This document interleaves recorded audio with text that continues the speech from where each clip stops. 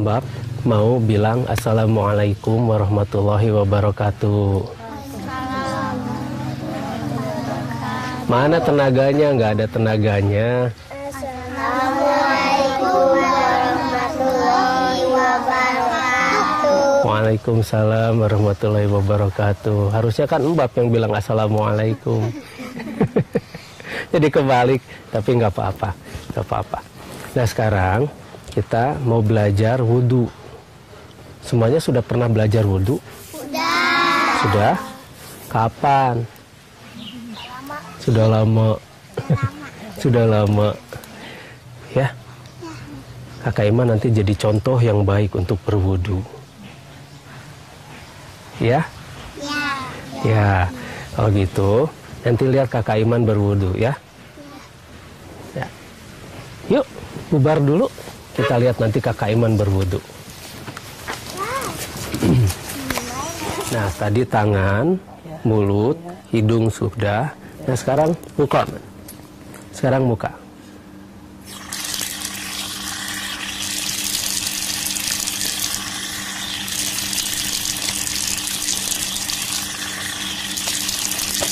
Nah, ikuti kata-kata Mbak ya. Ya Allah ya Robi. Ya Allah ya Robi. Aku mensucikan mukaku ini. Aku mensucikan mukaku ini. Dan aku berjanji. Dan aku berjanji. Agar semua seri wajah ini menyejukkan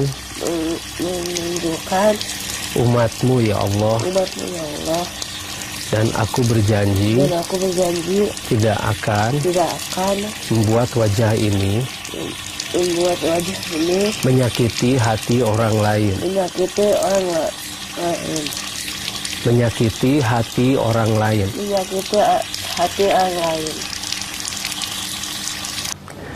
Nah, kemarin kita membahas mengenai hidung. Sekarang kita akan membahas mengenai bagaimana mensucikan wajah kita. Bagaimana mensucikan wajah kita ketika kita berikrar pada Allah untuk mensucikan wajah kita.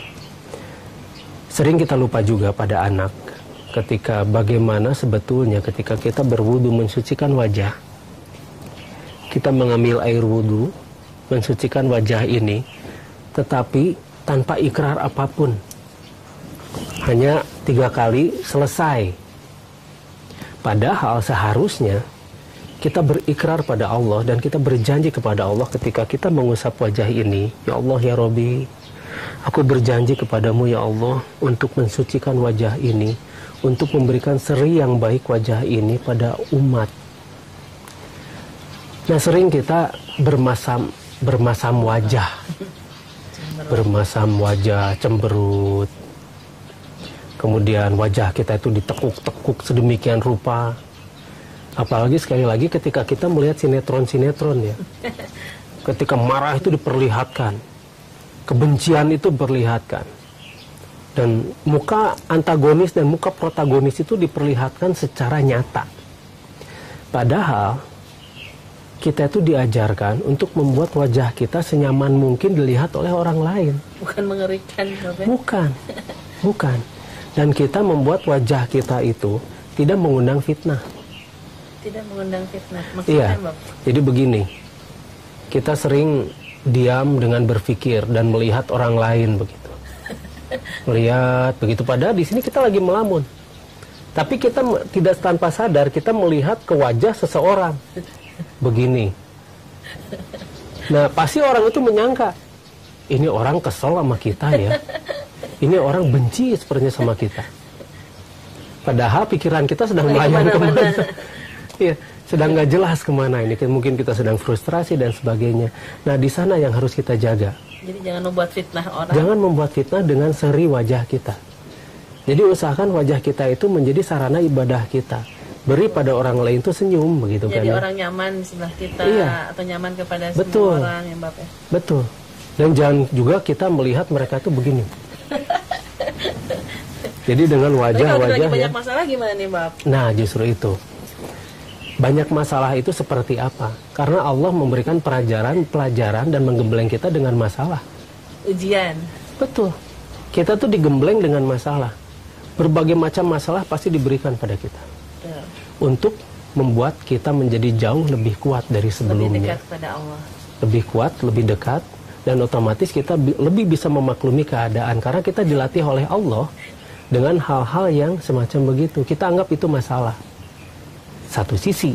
Iya, betul. Satu sisi dari sisi kita, subjektif. Masalah itu adalah gemblengan-gemblengan dari Sang Maha Kuasa pada kita, tapi kita jangan cari masalah.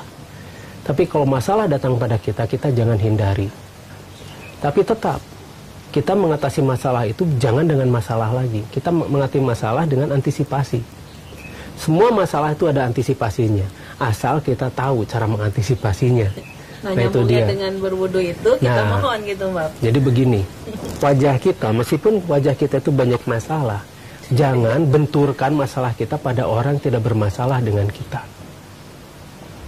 Misalnya kita, benturkan. iya, jadi Jangan begini, libatkan maksudnya, Mbak. dilibatkan, dibenturkan. Kalau kita masalahnya jadi dipakai sendiri kan nanti jadi pusing sendiri, Mbak. Begini, kita punya masalah. Tetapi apakah orang itu misalnya punya masalah dengan kita dan kita harus marahin dia, merengut wajahnya begitu? Nah, seperti itu enggak kan? Itu malah menyakiti hati orang lain. Betul. Kita punya masalah, tetapi kenapa kita harus membenturkan masalah kita itu dengan orang lain? Berarti kita harus tahu persis bagaimana mengendalikan diri kita melalui seri wajah kita.